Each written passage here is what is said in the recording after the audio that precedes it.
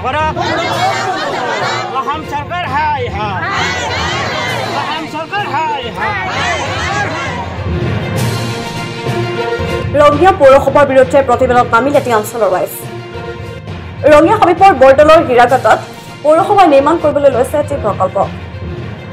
উক্ত অঞ্চলটোত কি প্ৰকল্প নিৰ্মাণ কৰিবলৈ লৈছে পৌৰসভাই ৰাজ্যক অৱগত নকৰাৰ অভিযোগ তুলি প্ৰতিবাদ সাব্যস্ত কৰে ৰাজ্যৰ অভিযোগ উক্ত স্থানত পৌৰসভাই নিৰ্মাণ কৰিব লৈছে ডাম্পিং গ্ৰাউণ্ড সেয়ে কোনো পক্ষে উক্ত স্থানৰ ৰাইজে নিৰ্মাণ কৰিবলৈ নিদিয়ে পৌৰসভাৰ ডাম্পিং গ্ৰাউণ্ড যদিহে সেই স্থানতে ডাম্পিং গ্ৰাউণ্ড নিৰ্মাণ নহয় তেন্তে বহু অসুবিধাৰ সন্মুখীন হ'ব বৰদল অঞ্চলৰ ৰাইজ উক্ত স্থানত এখন বিদ্যালয় থকাৰ উপৰিও আছে এখন উপস্বাস্থ্য কেন্দ্ৰ এই জনবসতি অঞ্চলত ডাম্পিং গ্ৰাউণ্ড নিৰ্মাণ হ'লে বায়ু প্ৰদূষণ হৈ স্বাস্থ্যৰ প্ৰতি ভাবুকি কঢ়িয়াই আনিব বুলিও অভিযোগ উত্থাপন কৰে বৰদল অঞ্চলৰ ৰাইজে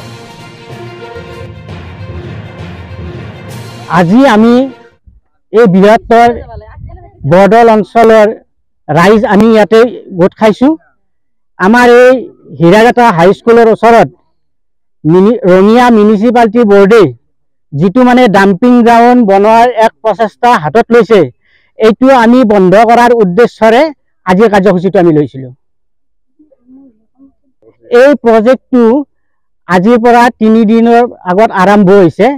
ইয়াতে মানে পাকাৰ কাম চলি আছে যদিহে ইয়াতে ডাম্পিং গ্ৰাউণ্ডটো হয় আমাৰ এই বৃহত্তৰ বৰদল অঞ্চলৰ এই হীৰাঘাটা আমাৰ হাইস্কুল হীৰাঘাটা সাব চেণ্টাৰকে আদি কৰি আমাৰ মানে যি ওচৰ চুবুৰীয়া ৰাইজ আছে বহুত ক্ষতি হ'ব সেইকাৰণে আমি আজি ৰাইজ ওলাই আহিছোঁ ইয়াতে আমি তেখেতসকলক সুধিছিলোঁ ৰঙিয়া মিউনিচিপালিটি বৰ্ডত যাই কেনে আমি সুধিছিলোঁ সোধাতে তেখেতসকলে কৈছে যে ইয়াতে মানে কি কিবা ফেক্টৰী হ'ব আমি আজিলৈকে গম পোৱা নাই অসমৰ কোনখন মিউনিচিপালিটি বৰ্ডৰ আণ্ডাৰত মানে ফেক্টৰী খোলে তেখেতে আমাক জনাইছে যে ফেক্টৰী খুলিম আমি গম পোৱা নাই ক'তনো ফেক্টৰী চলি আছে মিউনিচিপালিটি বৰ্ডে ক'ৰবাত ফেক্টৰী খোলে নেকি ফেক্টৰী চলে কি ফেক্টৰী খুলিব তেখেতসকলে